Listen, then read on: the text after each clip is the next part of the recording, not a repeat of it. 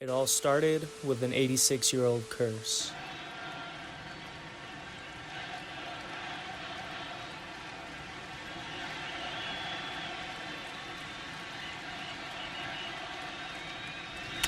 Back to folk. Red Sox fans have longed to hear it. The Boston Red Sox are world champions. Finally broken by a pair of dynamic duos. One duo, which began in the same place, but embarked on totally different journeys to get to this point, while the other, remarkably similar journeys, but starting from worlds apart. The first duo began with Manny Ramirez, who united with Big Papi, David Ortiz, both of which began in the Dominican Republic. Whereas Manny was a first-round pick, and Big Papi was an unknown commodity. And once their journeys finally brought them together, they could take on the world, becoming world champions. After being drafted 13th overall in the 1991 MLB draft, Manny broke into the bigs by 1993, but then made his mark in the MLB in the 1995 season, making the All-Star team while hitting .308 and slamming 31 home runs as he led the Cleveland Indians to a World Series berth at 23 years old. By 2000, his contract year, Manny was a four-time All-Star coming off a .351 batting average and 38 home runs. Thus, he was seeking a big contract,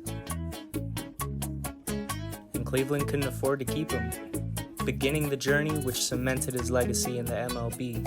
So, in 2001, Manny signed a $160 million deal with the Red Sox, a major attempt to make a push in the loaded AL East, which of course was occupied by the New York Yankees, who they themselves were reaching the height of their dynastic run. But Manny immediately hit it off with the Red Sox, amassing a .335 batting average and 26 home runs at the All-Star break.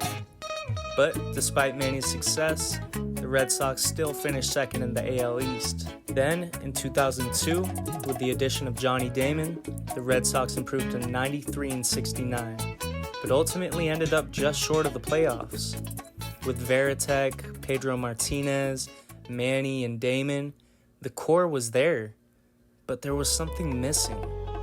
And little did the Red Sox know, they found it in an under-the-radar transaction. A transaction that all started with a home run that Pedro Martinez never forgot about. And it's a good thing he didn't, because the Red Sox trusted Pedro's judgment and took a flyer on the young Dominican. And what's funny is, due to a logjam at first base and DH, Ortiz ended up splitting time with Shea Hillenbrand, Jeremy Giambi, Kevin Millar, and Bill Mueller. But finally, after a heated altercation with management, Giambi was benched, and Hillenbrand got injured. So Ortiz got his playing time, and the rest was history. Being out, he hit .288, smashed 31 home runs, and ended up 5th in the AL MVP voting. And more importantly, the Red Sox made the playoffs, even winning their first-round series against the Oakland Athletics. You've heard the phrase Manny being Manny. Well, have you ever noticed that Manny's antics really started to ramp up when Big Papi became, well, Big Papi? Or how David Ortiz was never known as a gregarious, outgoing personality in Minnesota. It's as if the two brought the best out of each other, both on and off the field, like two big kids having fun while playing a kid's game, just like back home. And that fun, childlike energy permeated throughout the rest of the clubhouse. But after a historic at-bat ruined any hope of breaking the curse in 2003, it was evident that the Red Sox were almost there. They were missing one last, fateful piece. Another shutdown pitcher. Which brings us to the next dynamic duo. Because they already had one. Yeah, you remember that guy who brought Manny and Big Papi together? In a clubhouse filled with Kevin Millar, Johnny Damon, Pedro, Manny, and Big Papi, the Red Sox needed just a bit of seriousness to balance out all the silliness. In came Curt Schilling, who was fresh off of multiple All-Star games, and more importantly, a clutch performance in the World Series which earned him MVP honors. And the best part of all, that was against the Yankees. Hey man, hop on in. So where you headed? Boston.